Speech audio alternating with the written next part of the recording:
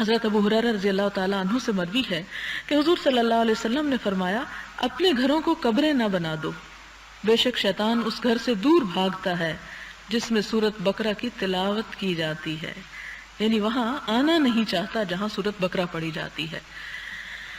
حضرت ابی بن کعب رضی اللہ تعالیٰ عنہ سے مروی ہے، فرماتے ہیں کہ حضور صلی اللہ علیہ وسلم نے فرمایا اے ابو منذر، کیا تمہیں معلوم ہے کہ تیرے پاس قرآن حکیم کی جو آیات ہیں ان میں سے عظیم ترین آیت کون سی ہے؟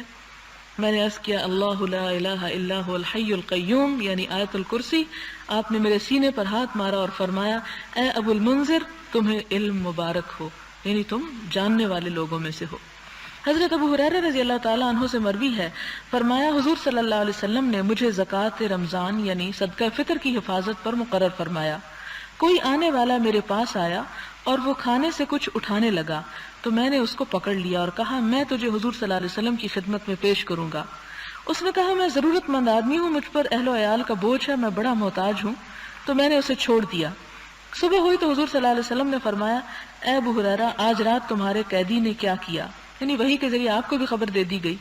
میں نے عرض کیا یا رسول اللہ صلی اللہ علیہ وسلم، اس نے حاجت مندی اور اہل و عیال کا شکوہ کیا تو میں نے اس پر رحم کرتے ہوئے اسے چھوڑ دیا۔ آپ نے فرمایا اس نے تمہارے سامنے جھوٹ بولا، آج وہ پھر آئے گا، مجھے یقین ہے کہ وہ ضرور آئے گا، کیونکہ حضور صلی اللہ علیہ وسلم نے یہ فرمایا تھا، بس میں اس کی طاق میں رہا۔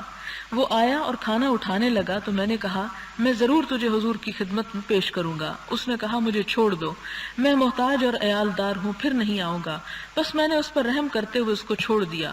صبح ہوئی تو حضور صلی اللہ علیہ وسلم نے مجھ سے فرمایا اے ابو ہریرہ، گزشتہ رات تمہارے قیدی نے کیا کیا؟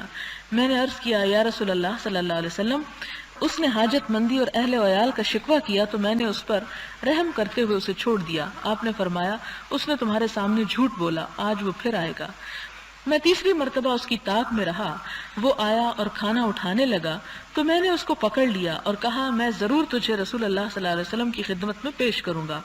یہ آخری اور تیسری بار ہے، تو کہتا ہے کہ پھر نہیں آئے گا لیکن تو پھر آ جاتا ہے۔ اس نے کہا مجھے چھوڑ دے، میں تجھے چند کلمات سکھاتا ہوں جن سے اللہ تعالیٰ تجھے نفع پہنچائے گا۔ میں نے کہا وہ کلمات کیا ہیں؟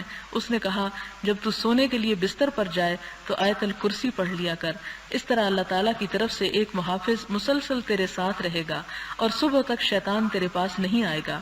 میں نے اس کو چھوڑ دیا۔ صبح ہوئی تو حضور صلی اللہ علیہ وسلم نے مجھ سے فرمایا گزشتہ رات تیرے قیدی نے کیا کیا؟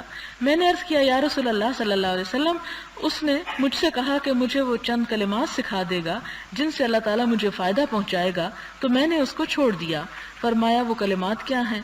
میں نے عرض کیا، اس نے مجھ سے کہا جب تو بستر پر جائے تو اول سے آخر تک آیت الکرسی پڑھ لیا کر، یعنی اللہ لا الہ الا هو الحی القیوم۔ اس نے مجھ سے کہا اللہ تعالیٰ کی طرف سے ایک محافظ مسلسل تیرے ساتھ رہے گا اور صبح تک شیطان تیرے پاس نہیں آئے گا۔ حضور صلی اللہ علیہ وسلم نے فرمایا اس نے تجھ سے سچ کہا ہے حالانکہ وہ بڑا جھوٹا ہے۔ اے ابو ہریرہ، تجھے معلوم ہے کہ وہ کون تھا جس سے تو 3 دن تک باتیں کرتا رہا؟ میں نے عرض کیا نہیں۔ فرمایا وہ شیطان تھا۔